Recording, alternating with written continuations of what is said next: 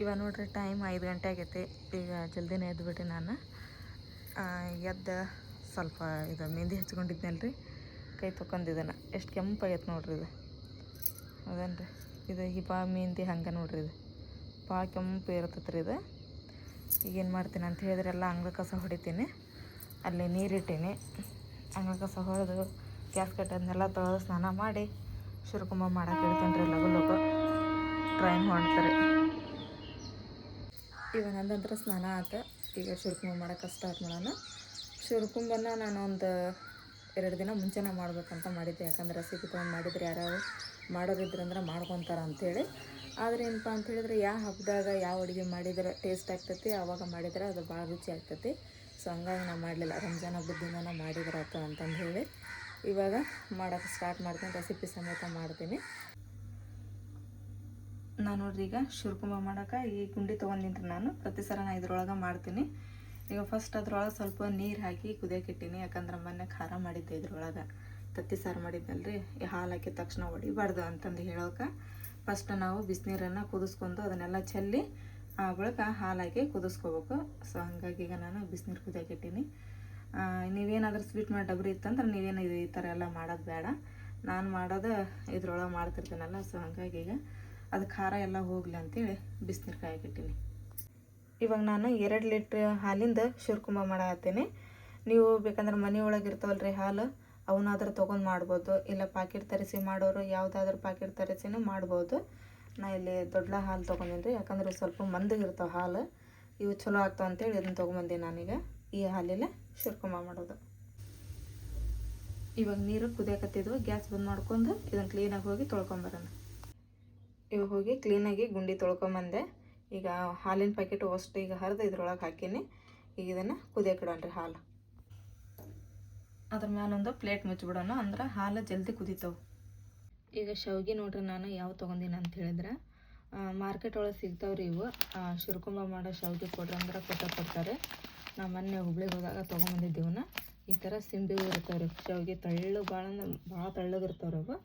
ಈ ಥರದ್ದು ತೊಗೋಬೇಕು ಶಿರ್ಕುಂಬ ಮಾಡೋಕೆ. ಭಾಳ ದಪ್ಪ ಅಂತಂದು ಹೇಳಿದ್ರೆ ಅದು ಶಾವಿಗೆ ಪಾಯಸ ಆದಂಗೆ ಆಗ್ಬಿಡ್ತೈತೆ, ಶಿರ್ಕುಂಬ ಆಗಂಗಿಲ್ಲ. ಸೊ ಹಂಗಾಗಿ ಈ ಥರ ಮಾರ್ಕೆಟ್ ಒಳಗೆ ಸಿಗ್ತಾವೆ. ಈ ಥರನ ತೊಗೊಂಬಂದು ಮಾಡಿರಿ, ಭಾಳ ಟೇಸ್ಟ್ ಆಗ್ತೈತಿ. ಆಮೇಲೆ ಇವನ್ನೇನು ನಾವು ತುಪ್ಪದಾಗ ಹುರ್ಕೋಬೇಕನ್ನೋ ಅವಶ್ಯಕತೆ ಇರೋಂಗಿಲ್ಲ. ಯಾಕಂದ್ರೆ ಫಸ್ಟಿಗೆ ಎಲ್ಲ ತುಪ್ಪದಾಗ ಫ್ರೈ ಆಗಿರ್ತಾವ್ರಿ ಈ ಶಾವಿಗೆ. ಸೊ ಹಂಗಾಗಿ ಇವನ್ನ ತೊಗೊಂಬರ್ತೀವಿ ನಾವು ವರ್ಷ. ಮಸ್ತ್ ಆಗ್ತೈತೆ ರೀ ಶಿರ್ಕುಂಬ. ಇವಾಗ ನಾನು ಶಿರ್ಕುಂಬ ಮಾಡೋಕೆ ಎಷ್ಟು ಬೇಕಲ್ಲ ಶಾವಿಗೆನ ಅಷ್ಟನ್ನು ತೊಗೊಂಡು ಈಗ ಈ ಥರ ಸಣ್ಣಗೆ ಮುರಿದೀನಿ ರೀ ನಾನು. ಅದು ಈ ಥರ ಮುರ್ಕೋಬೇಕು. ಇವನ್ನ ಭಾಳ ಹಾಕ್ಬಾರ್ದು, ಯಾಕಂದ್ರೆ ಮಂದಗೆ ಆಗ್ಬಿಡ್ತೈತೆ ರೀ ಅದು. ಸ್ವಲ್ಪ ಶಿರ್ಕುಂಬ ಸ್ವಲ್ಪ ನೀರ್ಗತೆ ಎತ್ಕೊಂಡು ಕುಡಿಯೋಂಗಿತ್ತಂದ್ರೆ ರುಚಿ ಆಗ್ತೈತಿ. ಇದು ಬಟ್ಲದೊಳಗೆ ಹಾಕ್ಕೊಂಡು ಚಮಚಲ್ಲಿ ತಿನ್ನಂಗೆ ಆತಂದ್ರೆ ಚಲೋ ಆಗಂಗಿಲ್ಲ. ಹಾಗಾಗಿ ಸ್ವಲ್ಪ ತೊಗೋಬೇಕು. ಹಾಕೊಂಬಂದು ಅದನ್ನು ಹಿಂಗೆ ಚಮಚಲ್ಲೇ ಕೈ ಆಡ್ತೀವಿ ನೋಡ್ರಿ, ಗೊತ್ತಾಗ್ತೈತೆ ಅವಾಗ ಎಷ್ಟು ಹಿಡಿತೈತಿ ಶಾವಿಗೆ ಅಂಥೇಳಿ. ಹಾಲು ಇವಾಗ ಕುದಿಯೋಕೆ ಬಂದವು. ಅಲ್ಲಿವರೆಗೂ ನಾವೆಲ್ಲ ಡ್ರೈ ಫ್ರೂಟ್ಸನ್ನು ರೆಡಿ ಮಾಡ್ಕೊಂಬಿಡೋಣ. ಇವು ಬಾದಾಮು, ಇವು ಗೋಡಂಬಿ, ಇವೆಲ್ಲ ಪಿಸ್ತಾ, ಆಮೇಲೆ ಕಲ್ಲಂಗಡಿ ಬೀಜ ಎಲ್ಲ ಇವು ಅದ ನೋಡ್ರಿ ಇದ್ರಾಗ. ಇವೆಲ್ಲ ಅಲ್ಲಿ ಹುಬ್ಳಿ ಒಳಗೆ ಸಿಗ್ತಾವೆ. ಮಿಕ್ಸ್ ಕೊಡ್ರಿ ಅಂತಂದು ಕೊಡ್ತಾರೆ. ಇಲ್ಲತ್ತಂದ್ರೆ ಈ ಸ್ವಲ್ಪ ಗುಂಪಿ ಹಚ್ಚಿರ್ತಾರೆ, ಅವು ತೊಗೊಂಬಂದಿದ್ವಿ ನಾ ಎಲ್ಲ ಕೂಡಿಸಿ. ಈಗ ಅವನ್ನ ಕ್ಲೀನಾಗಿ ಈ ಥರ ಜಜ್ಕೊಂಡಿದ್ದೆ ಒಂದು ಸಣ್ಣಗೆ. ಇವನು ಜಜ್ಕೊಂಬಿಡ್ತೀನಿ ಈಗ. ಯಾಕಂದ್ರೆ ಇಡೀ ಹಾಕಿದ್ವಂದ್ರೆ ಚಲೋ ಆಗಂಗಿಲ್ಲ. ಸ್ವಲ್ಪ ಈ ಥರ 1, 2, 3 ಹಿಂಗೆ ಥರ ಮಾಡಿದ್ವಂದ್ರೆ ಆ ಶಿರ್ಕುಂಬ ಕುಡಿಯೋ ಹೊತ್ನಾಗ ಚಲೋ ಕಾಣಿಸ್ತವೆ. ಇವನ್ನೆಲ್ಲ ಏನು ಮಾಡ್ಬೇಕಂತ ಹೇಳಿದ್ರೆ ತುಪ್ಪದಾಗ ಫ್ರೈ ಮಾಡ್ಕೋಬೇಕು. ಕೆಲವೊಬ್ಬರು ರಾತ್ರಿನ ನೆನೆ ಹಾಕಿ ಆಮೇಲೆ ಇವು ಬಾದಾಮಿ ಮ್ಯಾಗಿನವೆಲ್ಲ ಸಿಪ್ಪಿ ಸುಲಿದು ಕೆಲವೊಬ್ಬರು ಪೇಸ್ಟ್ ಮಾಡ್ಕೊಳ್ಳೋರು ಮಾಡ್ಕೊತಾರೆ. ಕೆಲವೊಬ್ರು ಏನು ಮಾಡ್ತಾರೆ ಅಂತ ಹೇಳಿದ್ರೆ ಈಗ ನಾನು ಮಾಡ್ತೀನಲ್ಲ ತುಪ್ಪದೊಳಗೆ ಫ್ರೈ ಮಾಡಿ ಹಾಕಿದ್ವಿ ಅಂತ ಹೇಳಿದ್ರೆ ಶಿರ್ಕುಂಬ ಒಳಗೆ ಕಚ್ಚ ಅನ್ನಂಗಿಲ್ಲ ಅವು. ಒಂಥರ ಏನೋ ಟೇಸ್ಟ್ ಬರ್ತೈತೆ, ಅದು ಕುರು ಅಂತವ್ರಿ ಅವು.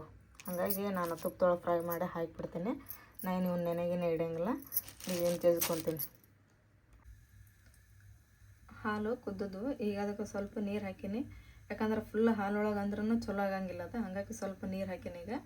ಈಗ ನೀರು ಹಾಕಿದ ಹಾಲನ್ನು ಸ್ವಲ್ಪ ಕುದಿಲಿ, ಆ ಬಳಿಕ ಸಕ್ಕರೆ ಹಾಕೊಳ್ಳೋಣ.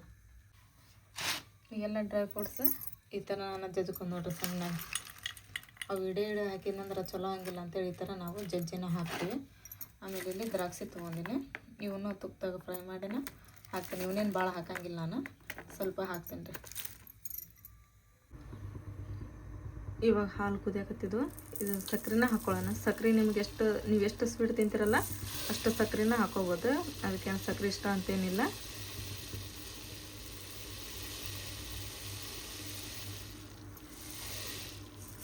ಭಾಳ ಸ್ವೀಟ್ ಅಂದ್ರೂ ಚಲೋ ಆಗಿಲ್ಲ, ಈ ಕಡೆ ಭಾಳ ಸಪ್ಪೆ ಅಂದ್ರೂ ಚಲೋ ಆಗಿಲ್ಲ. ಮೀಡಿಯಮ್ ಇರಬೇಕು. ಈ ಥರ ಕೈ ಆಡೋದು.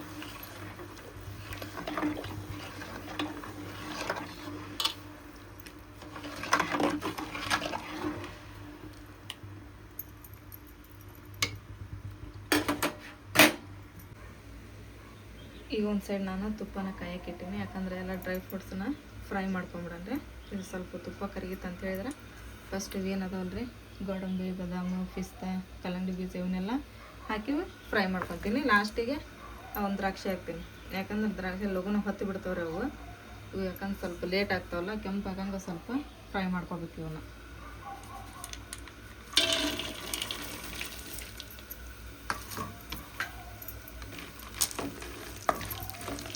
ಈ ಥರ ಫ್ರೈ ಆಡ್ಕೊಂತ ಫ್ರೈ ಮಾಡ್ಬೇಕು ಅಷ್ಟು.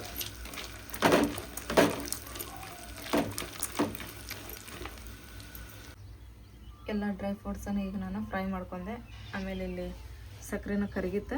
ಈಗ ಶಾವಿಗೆ ಹಾಕ್ಕೊಂಬಿಡೋಣ.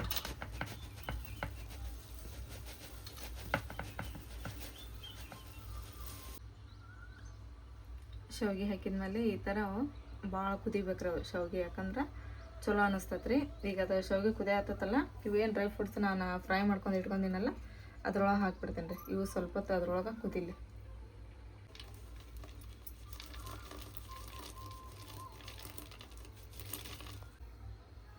ಈಗ ಶಿರ್ಕುಂಬ ಇನ್ನೂ ಸ್ವಲ್ಪ ಟೇಸ್ಟ್ ಆಗ್ಬೇಕಂತಂದು ಹೇಳಿದ್ರೆ ಇದು ಮಿಲ್ಕ್ ಮ್ಯಾಡ್ ಇದನ್ನು ತೊಗೊಂಬಂದು ಹಾಕ್ಬೇಕು. ಶಿರ್ಕುಂಬದೊಳಗೆ ಹಾಕ್ತಾರೆ ಇದೆಲ್ಲ ಹಾಕಿ ಮೇಲೆ ಶಿರ್ಕುಂಬ ಟೇಸ್ಟ್ ಆಗೋದ್ರಿ.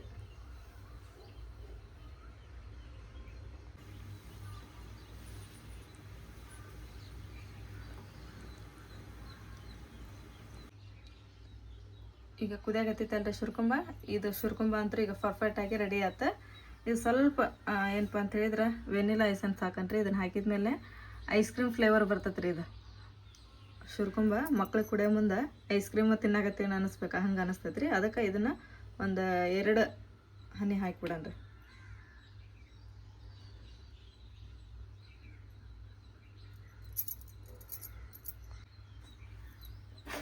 ಈಗ ವೆನಿಲಾ ಎಸೆನ್ಸ್ ಹಾಕಿದ್ಮೇಲೆ ಈ ಥರ ಪೂರ ಕೈಯಾಡೋಣ.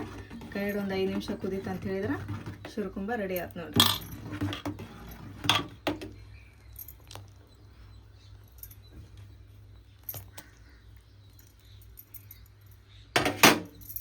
ಈಗ ರಂಜಾನ್ ಹಬ್ಬದ ಸ್ಪೆಷಲ್ ಶಿರ್ಕುಂಬ ರೆಡಿ ಆಯ್ತು.